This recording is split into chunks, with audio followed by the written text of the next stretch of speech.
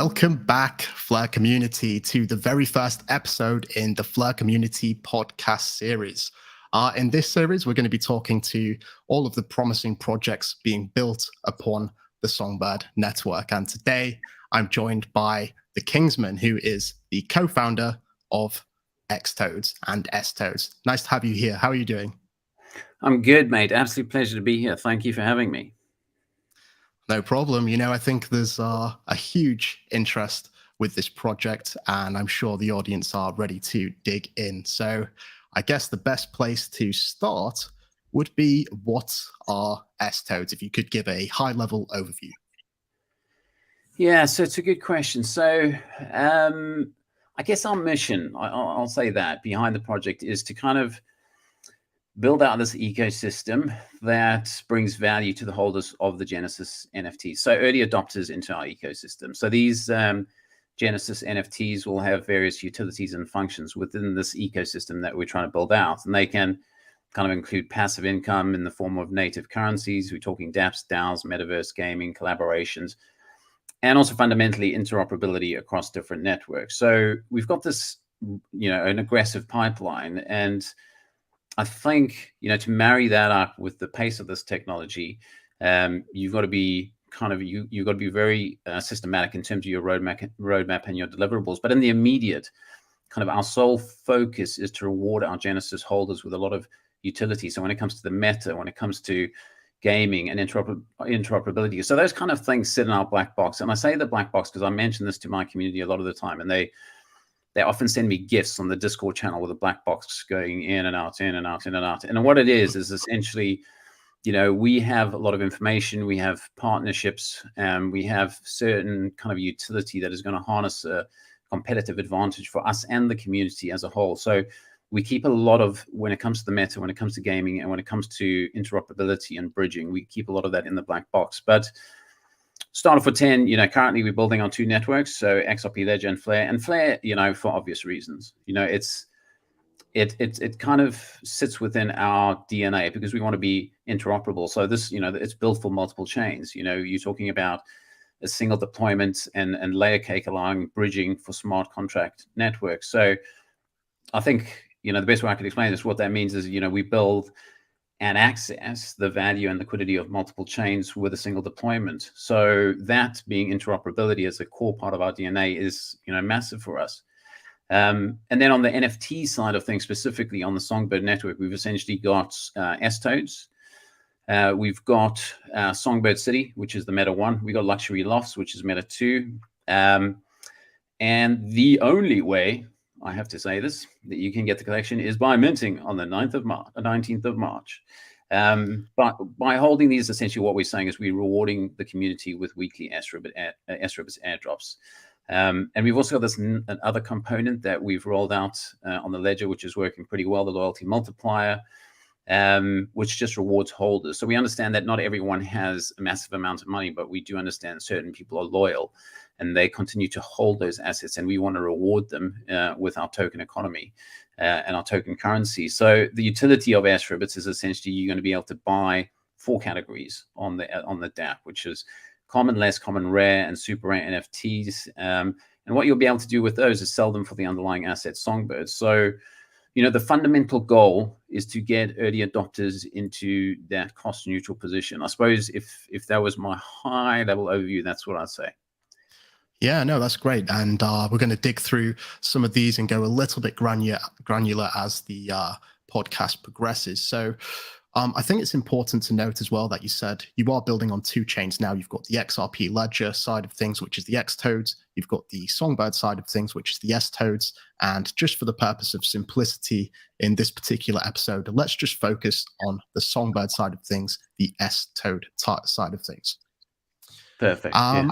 So I guess I'd like to know what makes sToadz so different from other NFT projects. There's a lot of NFT projects coming out on Songbird these days, and I guess you guys have some unique, advantages to your creative side. So just from a purely artistic point of view, what makes sToadz so unique?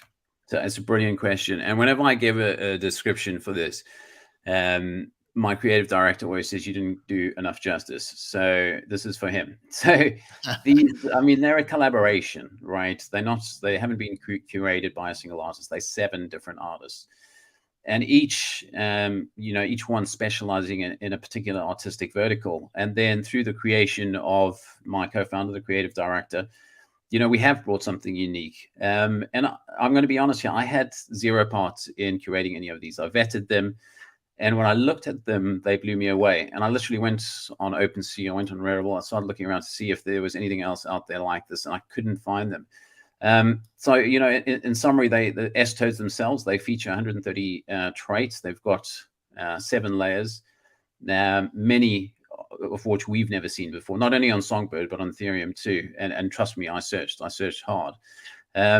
And I want to flavor up the creativity a little bit, because you got like ramen noodles as a mouth, you got bandaged eyes, and then you've got this kind of split color skin paying homage to Matisse paintings, and then you have some, and these are my words because this is the first thing that came to me when I saw it. It's kind of this Salvador Dali style skins that have a hole in the center of their body, which make the background completely transparent and viewable. So for me, this is art.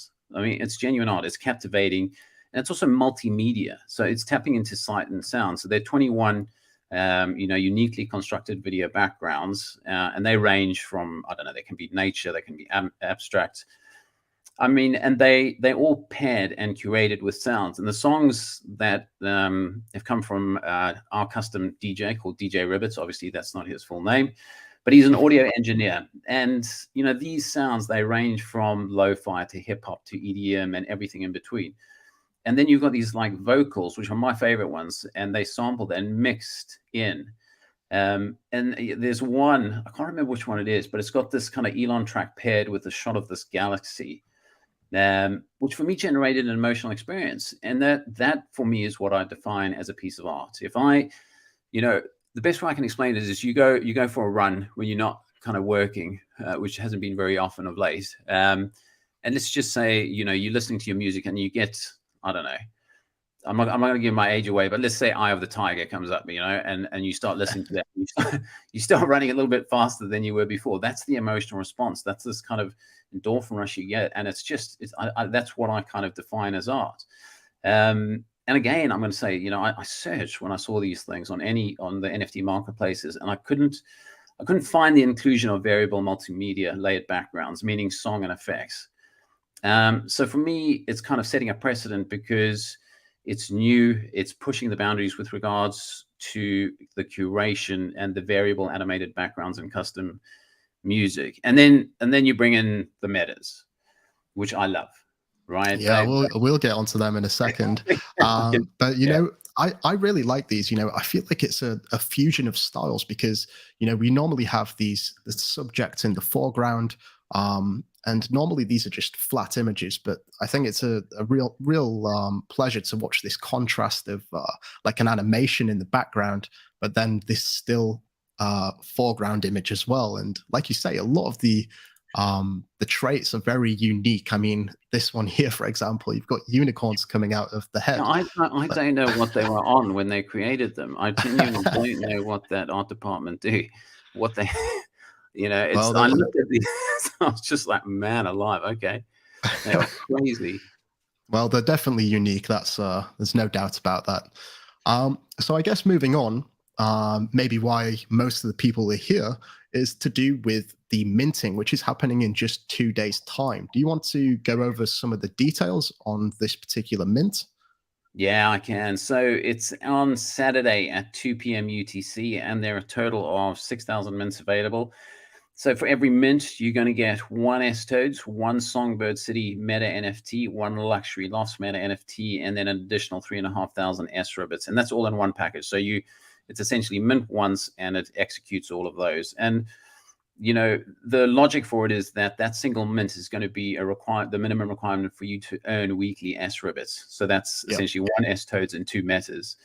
And again, the metas, they're passports. We can talk about this later into that metaverse. I don't want to, talk too much about them outside of the fact that obviously it's been released that we do, working with the network. We've got a partnership going there. But yeah, there's a lot of utility to them in terms of the DApp and the meta. And also you can mint as many as you want. We're not putting limits. So yeah, again, the price 1,200 Songbird per mint, and the date 19th of March at 2 p.m. UTC London time. Yeah, that's great. And it's quite a lot of different NFTs and ribbits as well.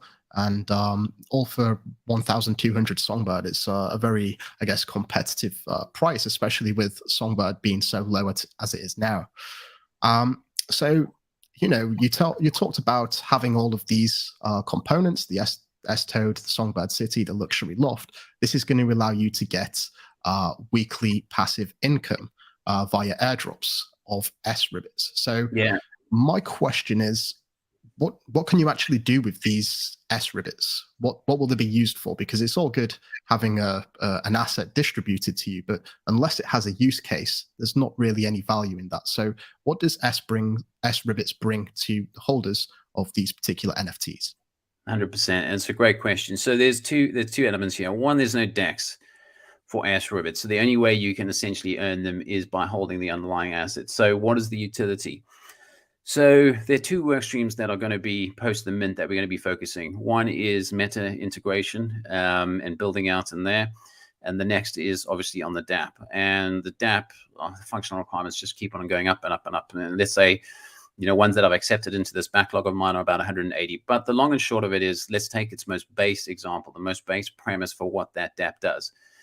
That DApp essentially is going to be reward. That's where you're going to hold your ribbits. What are you going to do with those ribbits? So we have 4 categories of NFTs, which are not going to be randomized. They're going to be static, but they're going to have different levels of rarity, and they're going to have different, they're going to come from completely different artists. So they're broken down into 4 categories. You have common, you have less common, you have rare, and you have super rare. And the utility is essentially waiting for that DApp to come out, because as I've said, we want to get people to that cost neutral position. And the cost neutral position for us is simply this: how do you build out an ecosystem whereby people can continue to be involved, hold the Genesis collections, not sell those Genesis collections, but still make Songbird? And for us, this was the utility. So, what you do with those ribbits, you can, if you have enough, you purchase a super rare NFT, and you can either hold that in your collection, or you can list it on the DApp and sell it for Songbird, or on the secondary marketplace like Sparkles. Yeah, that makes sense. And I would just ask, how often are you planning to, I guess, release these NFTs? Is it just going to be for X amount of months, or is this an ongoing process where if you are holding these Genesis questions, how can you still continue to benefit? Yeah, so you hold these Genesis, you continue to earn ribbits. The pipeline, so there's a dedicated team right now who's just focusing on NFTs for the DApp. So yep. I think when we looked at the total numbers last time, and I don't have them on me, but you're looking at, I did it by weeks, and then I did it by essentially, you've got 4 different collections coming in each week, some being rare, some being super rare, some being common, less common, so it's 4 times whatever, how many weeks, 50 odd. So we could have more, and some of them will potentially have utility, although I don't want to give that away at this point in time. But let's say you got a minimum of, let's say, 200 to 300 NFTs coming out through the pipeline in the year. Those are 200 to 300 different NFTs, different rarity types, etc. And people are able to purchase those with their ribbits and sell them on Sparkles. But their Genesis collections, the sToads and the Meta NFTs, which are their passports in this metaverse, plus the randomization in terms of how unique these sToads are, because it's very important to know that if someone does want to sell sToads, or they do want to sell metas, they're not just selling NFTs. And I've said this, I've elaborated on this with my community quite a lot. You need to think about it like this: you guys are investing in an ecosystem. You're investing in the Toadz brand. So when you sell an NFT, you're passing on that passive income to someone else. When you pass that passive income on to someone else, you giving them access to the DApp to purchase NFTs to get their Songbird back. That's essentially what you're doing. That's the essential user journey. So again, it's there to kind of reward early adopters and create this kind of passive revenue stream whereby your early adopters, your investors that participate in this mint, get rewarded quickly. And they get rewarded primarily by us rolling out the DApp as fast as furious as possible. Yeah, that makes sense. And, you did mention about 4 different rarity categories. You said common, uncommon, rare, and super rare. how are they going to be identified? Is it by the rarity of the traits, or is it by the actual mintage amount, or something else? It'll be supply, and it'll also be artists. So you'll have some, there's certain artists that take a hell of a lot longer to give us their NFTs. And they spend a lot of time. So it's a kind of, look, I say they're all high quality NFTs because I've got sight of them, some of them now. Obviously, we haven't rolled out all of them, but I know the team, and I know the team that are building them out.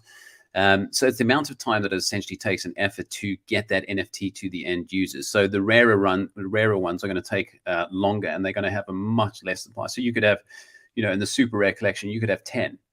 And someone's going to have accumulated sRibbits over a period of time in order to earn that. But that's the brilliance about the kind of sRibbits tokenomics side of things, is that it's not randomly. These prices aren't randomly chosen. Like, we know from the date of the mint, which we're rolling out the airdrops immediately, and from the next week is the airdrop, and then the loyalty multiplier kicks in pretty soon after that. So we know from the first part of someone minting and what they're holding to the end point in terms of what's been distributed to them by the time the DApp comes. We've got a median in terms of understanding what the average price should be, and ergo we can price these.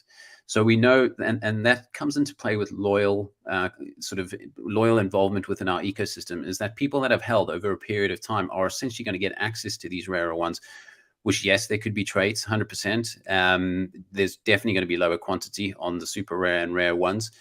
And it's generally going to take them a lot longer to generate those NFTs and get them on the DApp. The common and less common, again, I still love all of them, but they're not obviously going to be attribute based. And I'm not saying, when I say attribute based, I'm not saying they're not going to be mixed, or they're not going to go through an art engine, etc. like this. There's just going to be certain elements. And also the other thing there could be some which we're looking at now. I hate using the word utility when I talk about stuff like this, but there are certain ones that will come with utility. I've always put that stuff in the black box 100%, but I get asked this question over and over again. Are any of the NFTs on the DApp going to come with a level of utility? Yes, some of them may. That's the best, essentially, answer I can give. That's all right. Yeah. No, I get that completely. As soon as you mention utility, people are going to be questioning when. So keep it in the black box for now. We haven't even minted yet. And when's the DApp going to be ready? Yeah, that's it. So I guess moving on, he was talking about the meta NFTs, and this is part of what actually is received as part of the mint, right? Yeah. So I'd love to know a little bit more about NFTs such as this one. This is Songbird City, and before you answer the question, I wouldn't mind just playing a short amount of this just to give DJ Ribbits a quick highlight. Cool.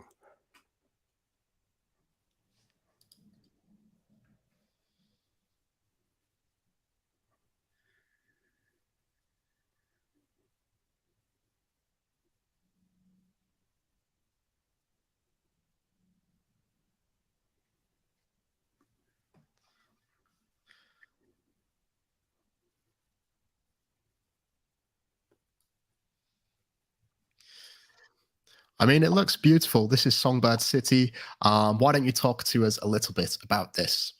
Yeah, so, I mean, the aesthetics for this, kind of the metaverse for us is mischief, and it's fun. And this, for our Songbird City, was the beginning of the journey into this kind of urban aesthetic, where you got kind of neon signs and nighttime adventure. And this is the metaverse we want to build out. And this was the vision that the creative director had. He had worked on this for a lengthy period of time. This was his vision for what a metaverse would be.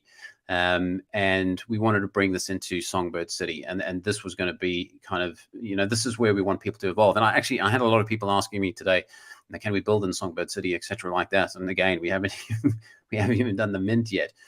And then it's kind of, the aesthetics were completely different from anything that I had, again, seen before. But for me, it's kind of, they're a passport, right? And they're a passport into this.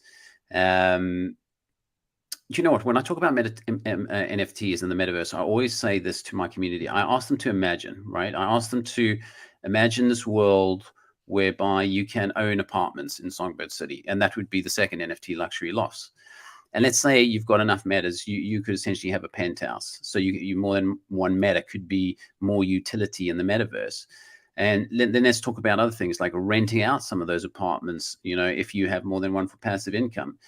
And then building even, evolving into kind of Songbird City Arena, or, and the gaming side of things, and Network we'll touch on a little bit later, but, they're big into the gaming. And as we chatted earlier on, gaming are early adopters when it comes to technology. And they're willing to embrace whatever sort of nuances are out there, what is new and cutting edge and first to market.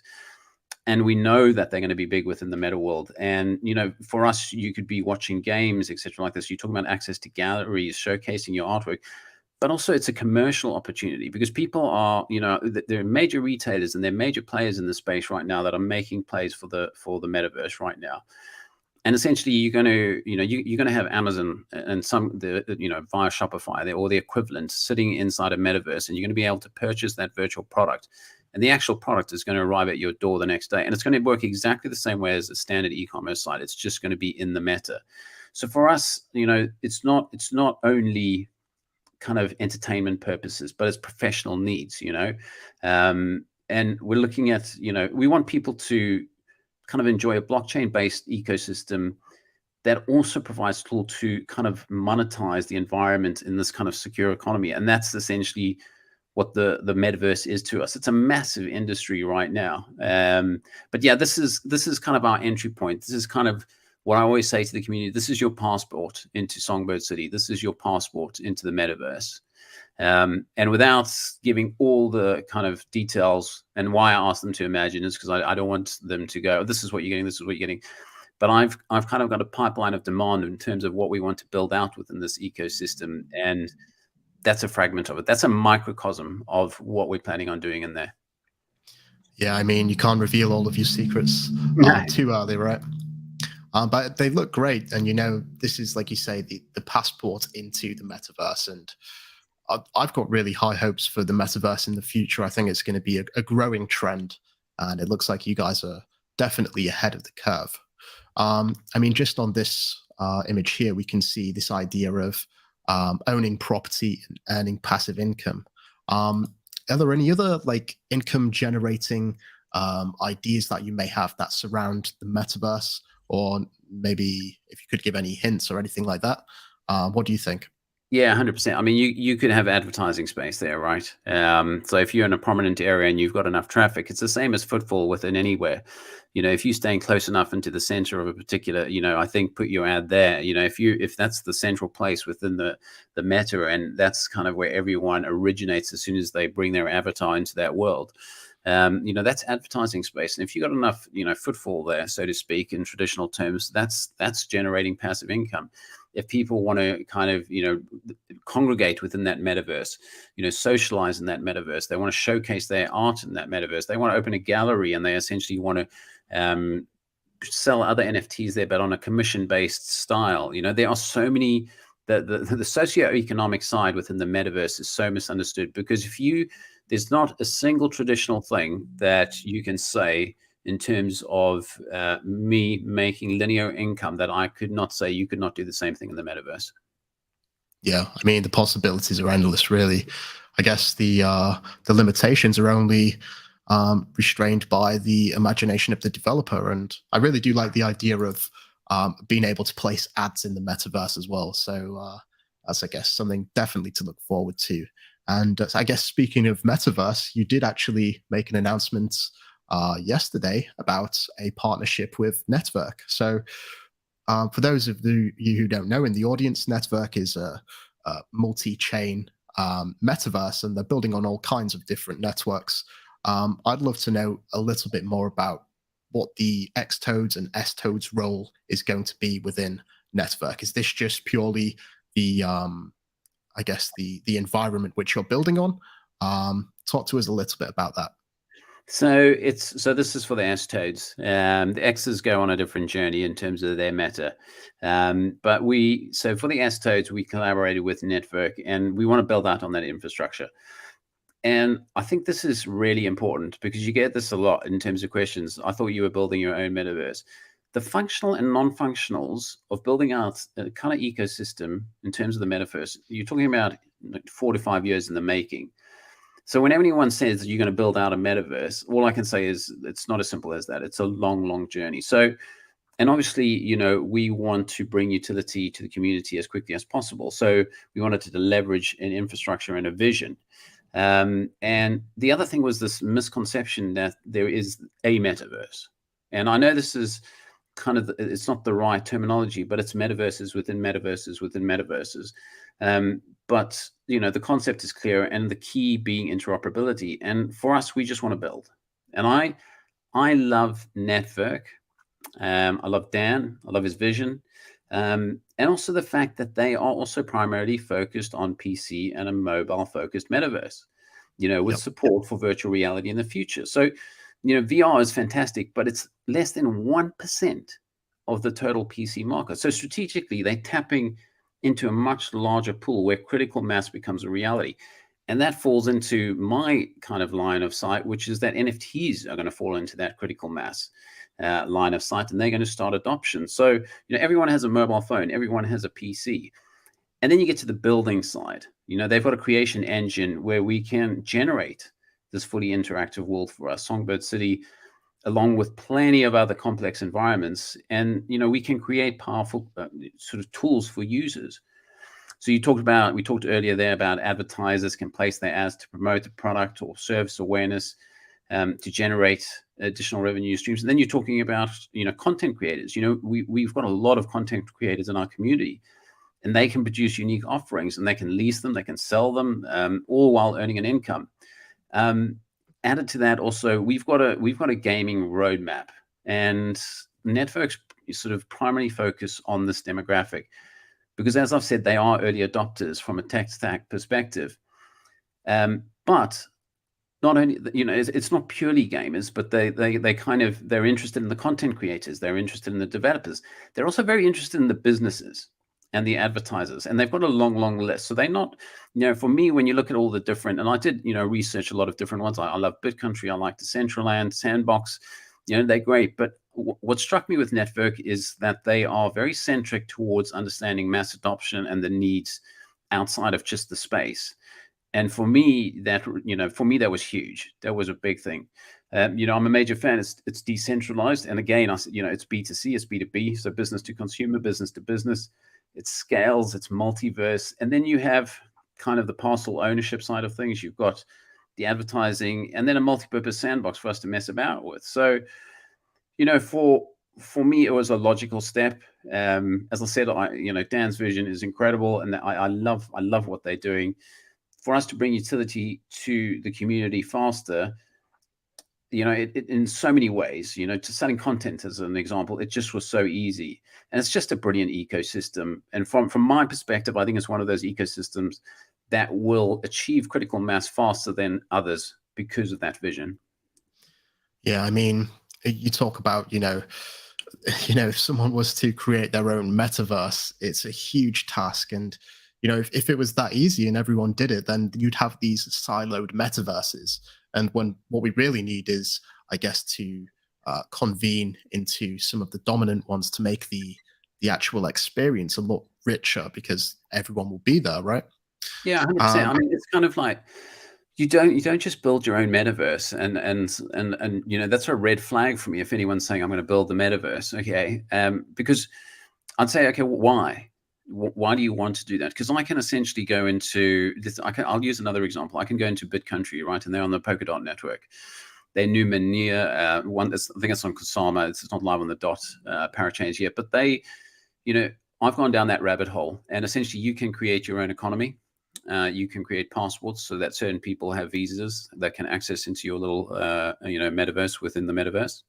And all the utility that I essentially described in Network, essentially they provide that utility. So for me, I personally wouldn't understand the benefit of building a metaverse from scratch when these ecosystems exist, particularly the Network one for us. And we can leverage that infrastructure and bring utility to our community faster. It just wouldn't make sense to me. Yeah, I mean, there's no point in reinventing the wheel, right? Agreed. So I actually understand that you received a grant from Fleur recently. What does this mean to you and your team, and how is it going to, I guess, benefit us, the audience? Yeah, this is a brilliant question. So first of all, the first thing that comes to mind is just, massive gratitude from Hugo and Flair. I'm a massive fan of his, and I genuinely do not think people grasp the magnitude of what's being built here. So when you talk about cross-chain interoperability that is secure, for me personally, I think it's a golden chalice. So first of all, it's immense gratitude. The second thing is for us, look, I'll tell you what the biggest obstacle is when you build out an ecosystem. And my business mentor from many years ago said the same thing. He said, your biggest challenge is going to be finding the right people that you can trust to work with. So that could be suppliers, that could be contractors, that could be whatever. So for us, I want to build out, you've got a DevOps model. So in any startup, you starting and you potentially got key man dependencies because you've got certain developers that are working on particular things. And if anything had to happen to them, well, you're going to have to get someone in pretty quickly, but they've got, particular skill sets. So it's very easy for me to find someone who's Java centric, it's very easy for me to find someone who says they Solidity or EVM experts. But actually to find people that are part of a core team, and I'm not talking about a big core team, I'm talking about someone who's a backend, who understands the EVM Solidity side of things and the nuances within the Songbird network, because it works off the EVM, yes, 100%, but there are nuances there. Front end, so that you can bring that. And then one of the biggest gaps for me, I think, when I see a lot of utility that's brought out in terms of outward facing customer centric products is user experience. And the UX. So for us, I've got a pool of UX designers that have worked on big brands. You talk Nike, Reebok, and all of them, and they've done their mobiles, their apps and so forth like that. Everything's adapt to me now. There are no apps. The apps don't exist anymore. And it's the UX journey that's really incredibly important for me. So for me, the grant is essentially sourcing a core team, and I'm talking about essentially 3 people, and they're not even, you're not talking about 5 days a week, particularly from a UX perspective, but from a front end and an EVM Solidity side of things, yes. And you're looking to build, and you're looking to build, and you're looking to build. So for us, it's, as I said, the work stream is split into 2.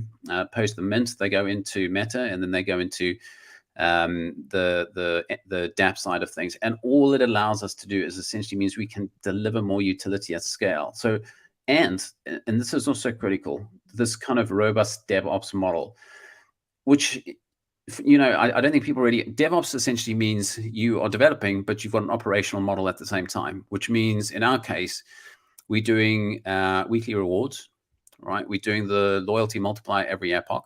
So that has to operate, and that has to operate seamlessly. And you want a lot of that automated. But then you want to deliver, and you want to build, and you want to build on top of this product that already exists. And that for me is the delta between kind of a project and a product. We're a product because we're offering utility as it's rolled out. A project has a beginning, a middle, and an end. A product is its own thing where it's kind of evolving and continues to evolve like any ecosystem, like any organization. And that's essentially what we belong. So with the grant, it allows us to kind of ensure that infrastructure is robust and fail safe, but also deliver more capability and more utility. Yeah, nice. You did just briefly mention the loyalty multiplier, and obviously that, I guess, is involved with the rewards. Am I correct in thinking that the reward side of things are already happening on the XRP ledger side? So it's a tested and proven method. And, I'd like to know a little bit more about the loyalty multiplier, to be honest. Yeah, so it's all been rolled out on the XRP side of things. We've been running it for a while now, actually. So we ran the standard airdrops, which is fine, and it's pretty seamless. The loyalty multiplier, which what we did was we monitored user behavior. So we kind of monitored it for, let's say, 30 days. I think it was a little bit longer than that. And we wanted to see what the kind of user behavior was. And off the back of that, we wanted to say, okay, well, there are some wallets that don't have as many and can't afford as many toads, on the XRP ledgers, but let's reward them, that they're holding, they're loyal. So hence the loyalty multiplier. So we're going to push this out. And as I said, it's been running now. It's in Epoch 2 on the XRP ledger, and the weekly airdrops have been going on for ages. But the loyalty multiplier essentially monitors behavior of the wallet during the epoch, and it'll it'll categorize your wallet as a holder, a buyer, or a seller in terms of your activity of sToads and the meta NFTs. What you do with your sRibbits, completely up to you. That's not going to affect the loyalty multiplier at all. But the first epoch for the loyalty multiplier, that begins on Monday, the 21st of March. And then the epoch cycle is 2 weeks. So that first epoch will end on the first, April the 4th. So think of it as taking a snapshot and then looking for buy sells or just holds, and then taking another snapshot on April the 4th and doing some funny things in between. And the cycle then continues indefinitely on every other Monday. So 2-week epochs. And the holder, essentially the holder is the same. What we're saying is the holder is that they have the same sToads and meta NFTs throughout the epoch. So they haven't bought anymore, they haven't sold anymore, and the holders receive an additional 75% sRibbits of their standard airdrop that they would have got. A buyer is someone who's essentially purchasing a minimum of 1 sToads or one of the meta NFTs during that epoch, and the buyer receives an additional 105% sRibbits at the end of the epoch. And a seller is essentially, anyone who sells the sToads or meta NFTs at any time during that epoch. That means you're not going to get any sRibbits, but you'll get your sRibbits from the standard airdrop. You're not going to get it from the loyalty multiplier. And again, it comes back to, from my perspective, it comes back to two types of, certainly within the space, personality dynamics, which is, do I want to hold and wait for the dApp to be built out and get access to these NFTs? And again, when I've seen these NFTs, I would say, yes, because there's no DEX for sRibbits. So you're just acquiring sRibbits. But what I'll say is, obviously, the more you have, the easier it is to get access to your rare and super rare. Fine, you buy your rare or super rare with sRibbits and you sell them for the underlying asset to get Songbird. And essentially so it's kind of, for us, we're trying to reward our community as much as possible, not just through standard airdrops. Standard airdrops are easy to do, but, a little bit of creativity in terms of understanding, okay, well, if you're a loyal, because a lot of our community are loyal, they're educated, they understand this ecosystem so well. And as I was chatting to someone earlier on today, and that community's grown organically. It hasn't been a case of we've gone out, please shill us, and you've got 50,000 Discord members that know nothing about the product. They've added to the evolution of the product. They are part of this ecosystem that continues to evolve. I mean, we've got a channel in there which is kind of creative ideas to bring towards the ecosystem. And these come in thick and fast. And, these come with regards to the dApp, they also come in, and that's stuff that goes into my backlog and stuff that'll more than likely be released. So they are part of the evolution of this ecosystem, and we want to reward them for that. And the loyalty multiplier is just one way of doing that. Yeah, for sure. And I think loyalty is a really big thing. And it's great that you're, I guess, rewarding those who are loyal. And it really introduces some interesting dynamics where, if you think about it, those who are loyal, and it will encourage people to hold the NFTs, which is, I guess, going to make them harder to get. So the people theoretically that want to buy will have to pay a higher price to try and prize it from someone's wallet. So very interesting tokenomics there. Yeah, 100%. If you're selling your NFT, you're not selling an NFT. And this is what I say to the community. You're not just selling your NFT, you're selling passive income away to someone else. That's essentially what you're doing. So kind of my job within the ecosystem is to educate them on what they hold. And sort of, I can never control price, as I've said to them a million times before. However, what I can do is control utility, and I can control build, and I can control rewards in terms of how we're going to do it. And I certainly can vet in terms of what those quality NFTs that are going to come out onto that dApp are going to be like. And all I can say is that, the entire ecosystem is built around loyalty. It's built around rewarding the early adopters, the holders, etc., like that. And funny enough, I don't want to get onto XRP too much, but the utility that a lot of people seem to think was jumping onto the DEX and selling for XRP. And I tried to explain to them, that's not the utility I'm talking about, guys. Yes, of course you can get XRP if you want to get XRP. It's a user journey, and I'm happy to provide it to you. But I'm going to have a lot of disgruntled people within my community when the dApp gets released, because the price points are determined based on total distribution to date. And if they had held, they are going to be rewarded they would have been rewarded by being able to purchase a rare or super rare NFT and sell it for a hell of a lot more XRP. And the exact same premise applies to sToads, except there is no DEX. sRibbits, there is no DEX. So if you want to sell it to someone, which I'm hoping, I'm not too interested. We've got Rarity and we've got Nifty doing the Rarity side of things, but for me, floor price is more important, and I'm hoping that people understand what they own. That is the only thing I really want people to understand when they mint these NFTs. Understand what you're holding. Yeah, I think the hindsight's a wonderful thing, right? And the fact that you're, I guess, calculating the price ranges of these NFTs based on how much someone could have received if they just held their sToads, I think that's really important because, some people inevitably are going to be upset when they sell their NFTs and they want a super rare, but realistically, you're not going to be able to achieve or own or purchase these super rare NFTs unless you, I guess, hold for the distance. And, if you're selling before and losing your sRibbits income, then, I guess there may be some broken hearts there, but that's just, I think you've given more than a fair warning for people who may be intending to sell. Yeah, that's exactly 100%. 100% agree. Cool. So I guess before we wrap up here, do you want to do a quick recap of the mint date and the price and all of that good stuff? Okay, so it is the mint of the century. Can't sell it. Yeah, so it is essentially going to be on the 19th of March at 2 p.m. So each mint, you're not having to mint multiple times to get sToads and Songbird City and Luxury Lofts and the 3,500 ribbits. It's one mint, and that mint executes these four things. It gives you an sToads, it gives you Songbird City, it gives you Luxury Lofts, and it gives you 3,500 sRibbits. So essentially, it's only 1,200 Songbird. That, if you had to mint it once, that's essentially giving you passive income, which you can just essentially hold and continue to earn sRibbits through the loyalty multiplier and through the standard airdrops. Songbird City and Luxury Lofts, hopefully I've kind of given you what we're going to build out in Network and what the plans in terms of the metaverse are, and those are your passports, essentially, is the easiest way that I can explain it. And then the importance of the passive income towards the sRibbit side of things is obviously the DApp. These common, uncommon, rare, and super rare NFTs, they are gorgeous. They are stunning. I've got visibility of them.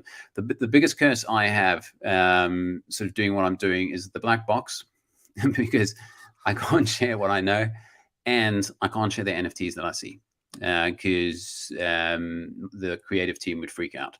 And they have freaked out before, actually. So all I'm saying is that the passive income, there's coming a time where that DApp is going to be pushed out. With the grant, we're going to be able to push that out a lot faster, which means you're going to be able to get the underlying asset Songbird a lot quicker. And then the metas, and sToads on their own, to be brutally honest, I'd be more than comfortable for selling these at 1,200 Songbird just for the sToads, because I absolutely adore them. If anyone can find anything else out there like sToads, please go for it, because I couldn't, and I'd love to see if there's anything else out there like it. Yeah, they are very unique. There's no denying that. And for everyone watching, if you do want to keep up to date with xToads and the sToads project, you can find them on Twitter here at xToads, and they have a link to all of their socials. And in fact, I do have them in the comments. So straight after this, or 5 minutes after this live stream ends, we're actually going to be joining everyone in the Fleur community Discord server for a chat. So if you do have any questions, please feel free to come along to that. Kingsman, do you have any closing comments? No, just don't forget to mint, guys. It's going to be a blast. And thank you so much for hosting me. I've been a major fan for a long time, and I just want to say with absolute gratitude, what you bring to the community is immense. So thank you. Well, thank you very much as well, Kingsman. It's been a pleasure to have you for the very first episode of the Fleur Community podcast series. So for those interested, please come along to the Discord, and we're going to have a little chat on there within the next 5 or 10 minutes. So thanks once again for tuning in. And until next time, I'm out. Mission Control, we have liftoff.